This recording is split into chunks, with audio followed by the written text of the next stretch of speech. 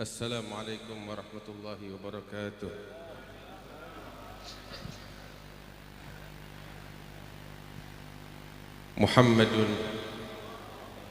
Muhammadun sayyidul khalqi alladhi imtala'at min nurihi al-ardu was-sab'u as-samawati asra bihi Allahu min ardil Hijaz ila an qabbalat na'lahu al-hujbu ar-rafi'atu.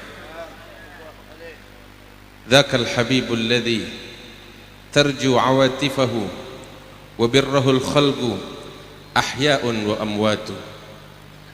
البدر شغله والغيم ظلله والجذع حنى وسبحنا الحسيات. وشاة جابر يوم الجيش معجزة نعم النبي ونعم الجيش والشاة. نبي عظيم خلقه الخلق الذي له عظم الرحمن في سيد الكتب. ألا يا رسول الله ألا يا رسول الله إنا قرابة وذرية جئناك للشوق والحب. أتيناك زوارا نروم شفاعة إلى الله في محو الإساءة والذنب. وفود وزوار وأضياف حضرة مكرمة مستوطن الجود والخصب. وفي النفس حاجات وثم مطالب نؤمل أن تقضى بجاهك يا محبي. توجه رسول الله في كل حاجة لنا ومهم في المعاش وفي القلب. وإن صلاح الدين والقلب سيدي هو الغرض الأقصى فيا سيدي قم بي. عليك سلام الله ما سار مخلص إليك يقول الله والمصطفى حسبي. Alhamdulillah, kita bersyukur kepada Allah Subhanahu wa taala yang telah mengumpulkan kita di malam hari ini di tengah-tengah surga Allah, surga yang ada di muka bumi, surga yang hakiki. Tatkala seseorang ditanya, apa yang membuat engkau rindu kepada surga? Maka dijawab, fiha Rasulullah. Di sana ada Rasulullah sallallahu alaihi wasallam. Dan malam hari ini surga kita adalah surganya Rasulullah sallallahu alaihi wasallam. Al-Habib Ali bin Muhammad Al-Habsyi di dalam ucapannya, fi jannatin ma syagani min wasfiha illa likaunil hibbi fiha khayyama. Beliau katakan, saya rindu kepada surga, saya berharap surga dari Allah, bukan karena kenikmatan yang ada di dalamnya, tetapi karena kekasihku yaitu Nabi Muhammad sallallahu alaihi wasallam akan tinggal di dalamnya.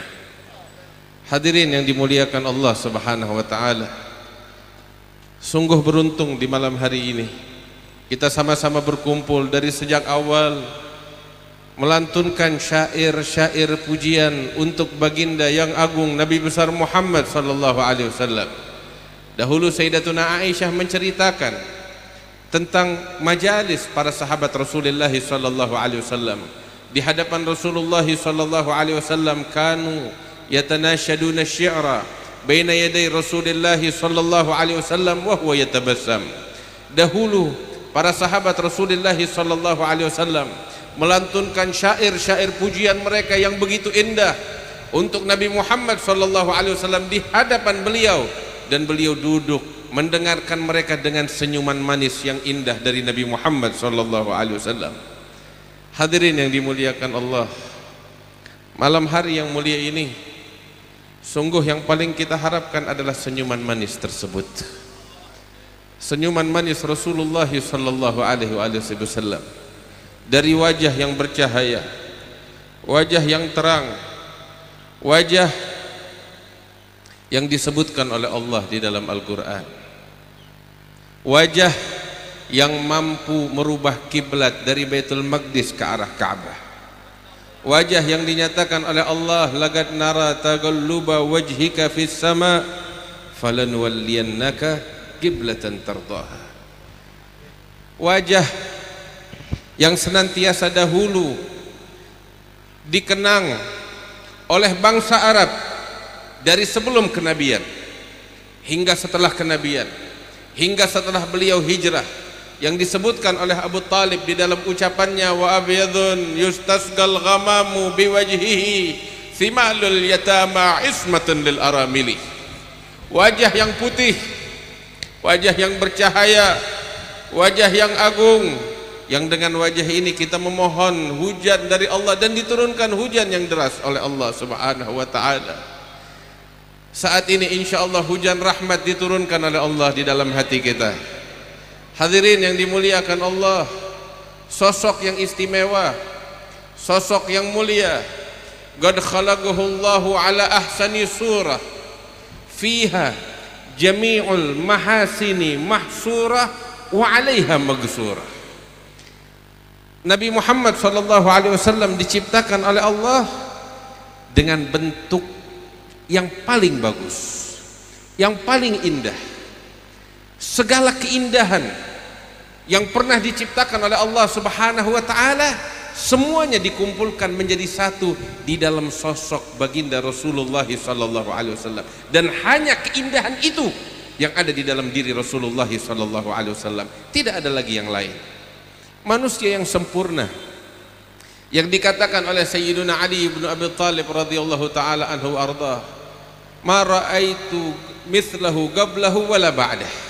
Saya belum pernah melihat, kata Sayyiduna Ali bin Abi Thalib, sosok yang semacam Rasulullah sebelumnya atau sesudahnya, enggak pernah ada lagi sosok semacam Rasulullah sallallahu alaihi wasallam. Salah seorang sahabat menggambarkan, kita hadirin saat ini hanya mendengar, tapi mereka para sahabat Rasulullah sallallahu alaihi wasallam, mereka menyaksikan dengan mata kepala mereka. Dan mereka semuanya mengakui dan mengagumi keindahan baginda Rasulullah sallallahu alaihi wasallam, hingga mereka mengatakan, ma raaitu min dhi limmatin sauda fi hullatin hamra ahsana min Rasulillah sallallahu alaihi wasallam.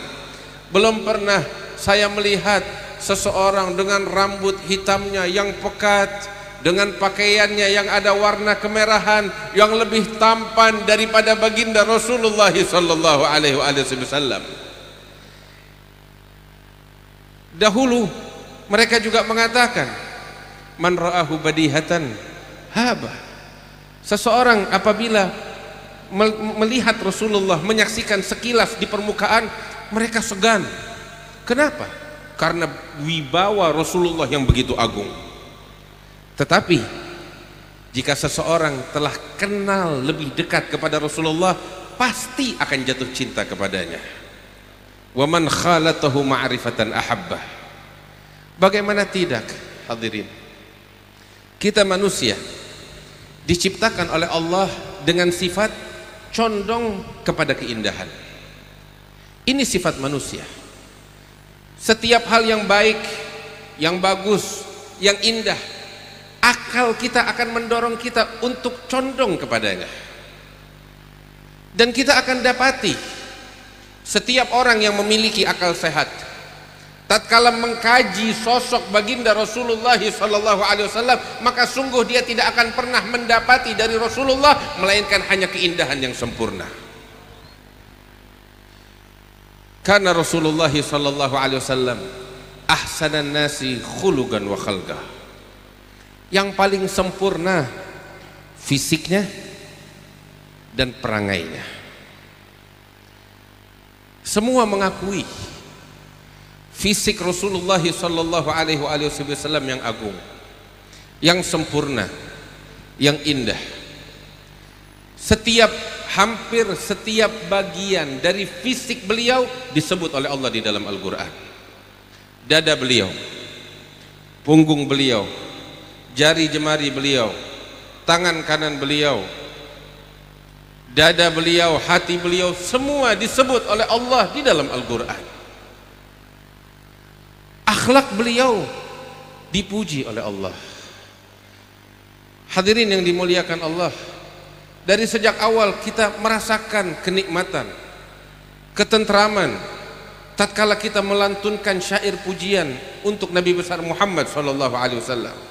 Tetapi sungguh seindah apapun syair yang diungkapkan untuk baginda Rasulullah SAW oleh mereka para penyair, mereka hanya mengungkapkan apa yang mereka ketahui dari bayangannya Nabi Muhammad SAW. Tidak lebih dari itu. Sosok Nabi Muhammad tidak ada yang mengenalnya dengan betul-betul pengenalan kecuali Sang Pencipta Allah Ta'ala. Sosok yang agung, sosok yang mulia, sehingga dahulu para ulama mengatakan, wa ma'asa an yugala fi man wasafahul Qur'an wa a'raba an fadailihi at-tauratu wal zaburu wal injilu wal furqan.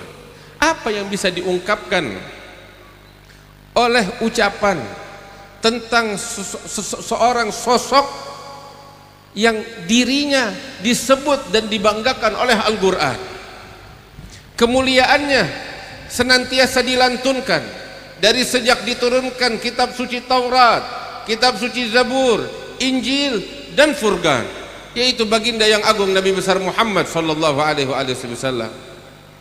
Hadirin yang mulia, akhlak Rasulullah dipuji oleh Allah dalam Al-Quran, hingga Allah Ta'ala menyatakan, wa innaka la'ala khuluqin azim.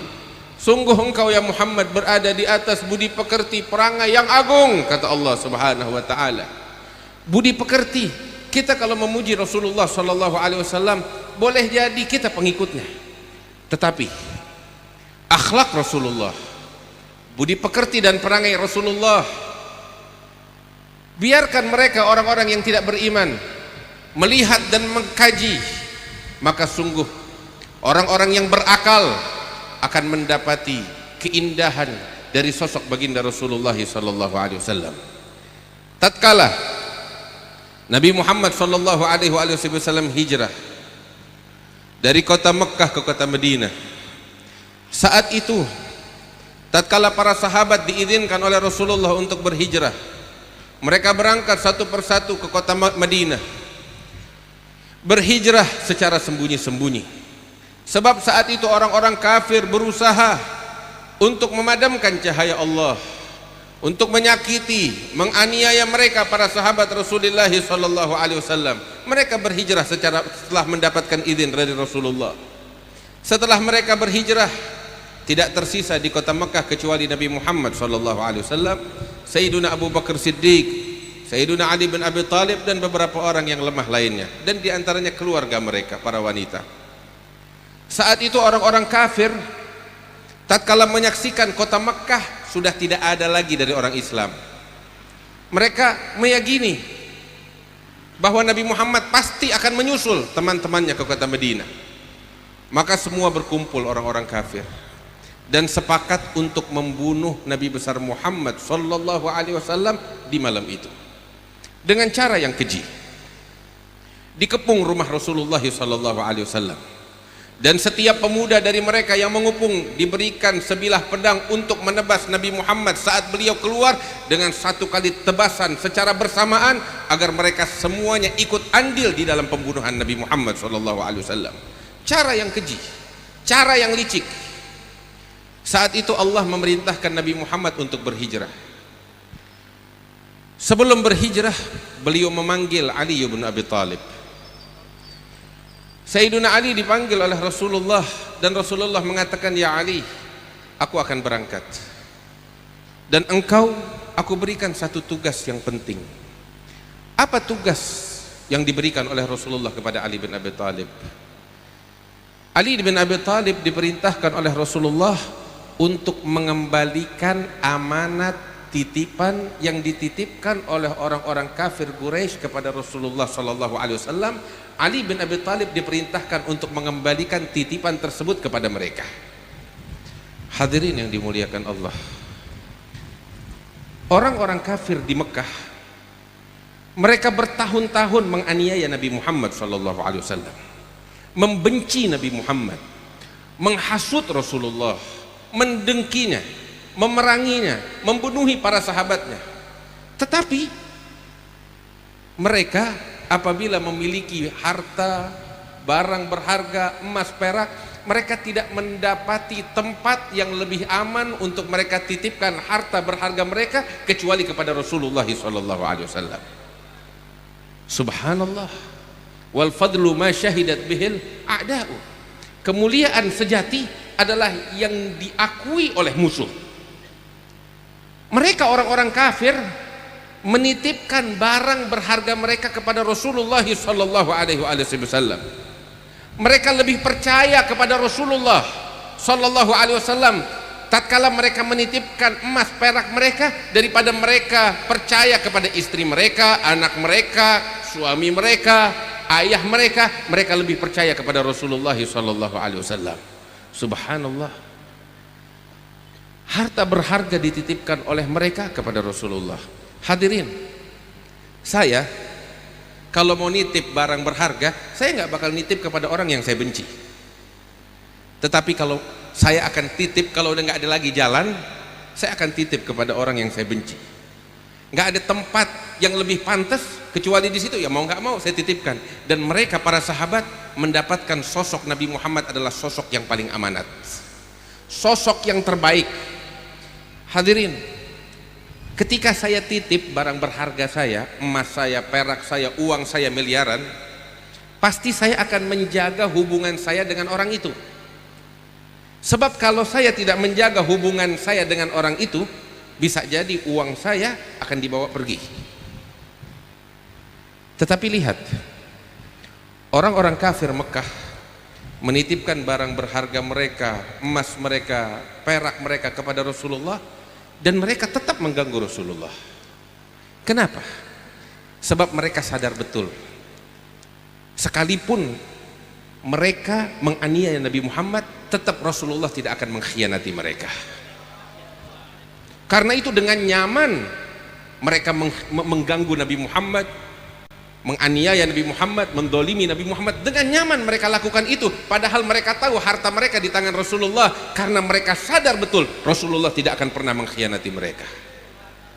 Bahkan di saat mereka mengepung rumah Rasulullah untuk membunuh Nabi Muhammad SAW, seharusnya Ali bin Abi Thalib hijrah bersama Nabi Muhammad dan Sayyidina Abu Bakar. Akan tetapi Rasul bilang, ya Ali, engkau aku kasih tugas, kembalikan barang titipan ini, nanti aku tunggu menyusul di Quba. Ali bin Abi Thalib diperintahkan untuk mengembalikan barang berharga tersebut kepada pemiliknya. Siapa pemiliknya? Mereka yang mengepung rumah Rasulullah untuk membunuh Nabi Muhammad. Padahal para sahabat Rasulullah SAW yang hijrah ke kota Madinah, mereka berhijrah meninggalkan harta benda mereka untuk dijarah oleh orang-orang kafir itu. Boleh jadi Nabi Muhammad mengambil harta itu sebagai ganti dari harta para sahabat yang dijarah, tapi itu tidak dilakukan oleh Rasulullah. Boleh jadi dengan alasan mereka kafir harbi yang hartanya boleh diambil, tidak dilakukan oleh Nabi Muhammad SAW. Dikembalikan harta tersebut oleh Nabi Muhammad kepada pemiliknya. Kemudian beliau hijrah ke kota Madinah. Hadirin yang dimuliakan Allah, ini sikap amanat yang dimiliki oleh Nabi Muhammad SAW. Buka kitab sejarah, dari sejak Nabi Adam sampai hari kiamat, kita nggak bakal pernah mendapati sosok yang lebih hebat di dalam amanat sebagaimana sosok Nabi besar Muhammad SAW. Dan dengan bangga kita berani menceritakan kemuliaan ini sekalipun kepada mereka orang-orang kafir di Eropa, di Barat dan di Timur. Dan orang yang berakal dari mereka ketika mendengar sejarah ini pasti akan tunduk dan mengakui kemuliaan Nabi besar Muhammad SAW. Hadirin yang dimuliakan Allah, ini Rasulullah. Namun tanyakan kepada diri kita, bagaimana keadaan kita? Bagaimana perangai kita? Bagaimana akhlak kita? Boleh jadi orang-orang kafir di sana kagum tatkala melihat akhlak Rasulullah sallallahu alaihi wasallam. Tapi juga di saat yang sama mereka heran ketika melihat kita umatnya. Kenapa? Kok beda dengan nabinya? Inilah keadaan kita. Kita tahu kekurangan kita yang sangat banyak. Kita hanya bisa bercerita tentang kemuliaan Nabi besar Muhammad sallallahu alaihi wasallam dan keindahan agama Islam yang dibawa oleh Rasulullah sallallahu alaihi wasallam. Tetapi kapan kita bisa mencerminkan Rasulullah untuk umat manusia sekalian? Perayaan Maulid yang kita hadiri bukan hanya sekedar lantunan syair pujian yang kita lantunkan untuk Rasulullah sallallahu alaihi wasallam. Akan tetapi perayaan Maulid yang kita hadiri adalah agar kita pulang dengan membawa kecintaan yang sangat mendalam kepada Rasulullah sallallahu alaihi wasallam yang kita terjemahkan di dalam perilaku kita sehari-hari dengan meneladani baginda Nabi besar Muhammad sallallahu alaihi wasallam di dalam segala gerak-geriknya, hingga kita menjadi pantas untuk berjumpa dengan Rasulullah di hari kiamat nanti. Sebab tujuan utama dari perkumpulan kita ini adalah kebersamaan dengan Rasulullah sallallahu alaihi wasallam. Apa arti perkumpulan yang besar jika tidak membuahkan kebersamaan dengan Rasulullah sallallahu alaihi wasallam? Apa arti harta yang berlimpah? Apa arti jabatan yang tinggi? Apa arti kedudukan yang dikejar-kejar tatkala itu semua hanya membuat seseorang jauh dari Rasulullah? Demi Allah, enggak ada artinya hadirin yang dimuliakan Allah. Karena itu jangan kita sia-siakan perkumpulan kita ini. Pulang dari sini dengan membawa perubahan di dalam kehidupan kita. Kita semua berharap untuk bisa berjumpa dengan Rasulullah sallallahu alaihi wasallam. Mudah-mudahan kita dimuliakan Allah, bisa melihat wajah yang bercahaya itu, wajah yang tampan itu, wajah yang agung itu, wajah Nabi Muhammad sallallahu alaihi wasallam. Akan tetapi, apakah kita pantas untuk melihatnya? Hadirin yang dimuliakan Allah, dengan wajah apa kita menghadap kepada Rasulullah?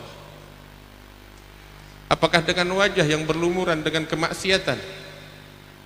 Apakah dengan mata kita ingin memandang wajah suci Rasulullah dengan mata yang siang malam melihat kemaksiatan yang diharamkan oleh Allah? Apakah kita ingin mencium telapak tangan yang suci dengan tangan yang berlumuran dosa selama ini yang kita lakukan kepada Allah? Hadirin yang dimuliakan Allah, memang hati rindu kepada sosok baginda Rasulullah sallallahu alaihi wasallam, namun pantaskah diri kita menghadap kepada Rasulullah sallallahu alaihi wasallam?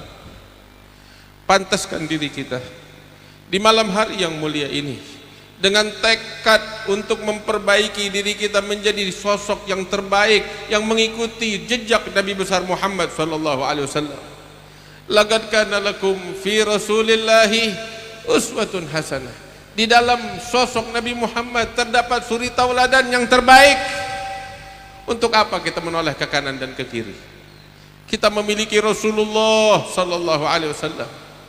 Akhlaknya, gerak-geriknya, pribadinya, tuntunannya adalah yang terbaik, yang pantas untuk kita ikuti. Karena itu, hadirin yang dimuliakan Allah, pulang dari tempat yang mulia ini cukup kemaksiatan, cukup sibuk dengan dunia. Hadirin yang dimuliakan Allah, bawa Rasulullah ke rumah kita, bawa Nabi Muhammad ke rumah kita. Dahulu tatkala Rasulullah memerintahkan orang-orang Ansar untuk berkumpul, hanya mereka orang-orang Ansar, saat itu Rasul mengatakan kepada mereka, tatkala timbul di hati sebagian orang-orang Ansar kecemburuan, Kenapa Rasulullah membagi harta kepada orang-orang itu, orang-orang yang ada di Mekah yang baru masuk Islam? Sedangkan kita, pedang kita masih berlumuran darah, kita yang berjuang, kita nggak dibagi apa-apa. Maka dipanggil mereka orang-orang Ansar oleh Nabi Muhammad SAW.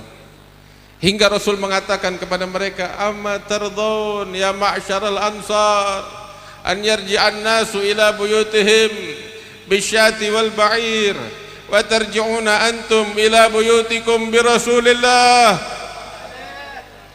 Apakah kalian tidak puas, wahai orang-orang Ansar, tatkala semua manusia pulang ke rumah mereka dengan membawa harta, emas, perak, binatang ternak, dan kalian pulang ke rumah kalian dengan membawa Rasulullah sallallahu alaihi wasallam? Hadirin, biarkan orang-orang membawa dunia ke rumah mereka. Biarkan mereka semua membawa kekuasaan ke rumah mereka, membawa dunia seisinya. Kita dari sini pulang membawa Rasulullah ke rumah kita. Bawa sebutan namanya, bawa akhlaknya, bawa ajarannya. Jadikan topik pembicaraan kita setiap waktu, setiap saat, wahai para pecinta, adalah Nabi Muhammad sallallahu alaihi wasallam. Demi Allah, enggak ada yang lebih baik untuk dibahas sebagaimana Rasulullah sallallahu alaihi wasallam. Kita dari awal berjam-jam kita duduk, kita enggak merasakan lelah. Kenapa? Yang kita sebut Rasulullah, yang kita bahas Nabi Muhammad sallallahu alaihi wasallam. Bawa ini ke rumah kita. Orang yang di dunia bersama Nabi Muhammad, bersama akhlaknya, bersama ajarannya, bersama syariatnya, ambil kabar gembira, kelak di hari kiamat dia akan bersama Rasulullah sallallahu alaihi wasallam. Mudah-mudahan kita menjadi orang-orang yang semacam itu. Ketika satu sahabat ditawarkan oleh Rasulullah, apa yang kau inginkan? Maka dia mengatakan, ya Rasulullah, as'aluka murafagataka fil jannah. Aku minta kepadamu agar aku mendampingimu di surga nanti. Kita semuanya berharap ini. Rasul sallallahu alaihi wasallam mengatakan kepada orang itu dan kepada kita semua yang berharap harapan yang sama, fa'inni ala nafsika bi kathrati sujud. Bantu aku, kata Rasulullah, terhadap dirimu dengan cara engkau memperbanyak sujud kepada Allah.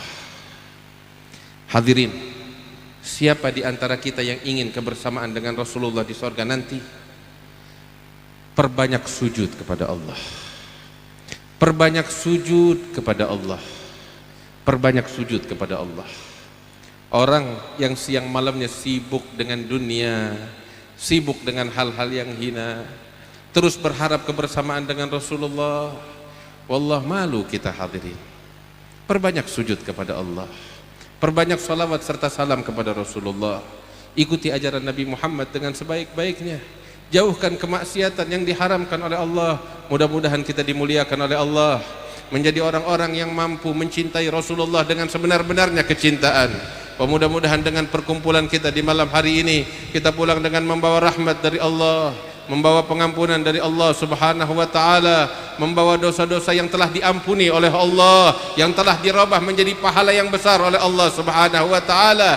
Dan kita pulang dari tempat ini dengan membawa Rasulullah ke dalam kehidupan kita, ke rumah kita, ya Rabbal Alamin. Dan mudah-mudahan dari perkumpulan kita ini Allah mengangkat bala musibah yang menimpa kaum muslimin, mempersatukan mereka di dalam kecintaan, di dalam keridhaan Allah, di dalam menjalankan ajaran Rasulullah sallallahu alaihi wasallam, dan mengeluarkan dari hati mereka segala kemaksiatan, kecintaan kepada dunia, dan menggantikan di dalam hati kita dan kaum muslimin kecintaan kepada Rasulullah sallallahu alaihi wasallam. Ya Rabbal Alamin, wa ya ajwadal ajwadin, wa ya rahimal masakin, wa ya dzal quwwatil matin.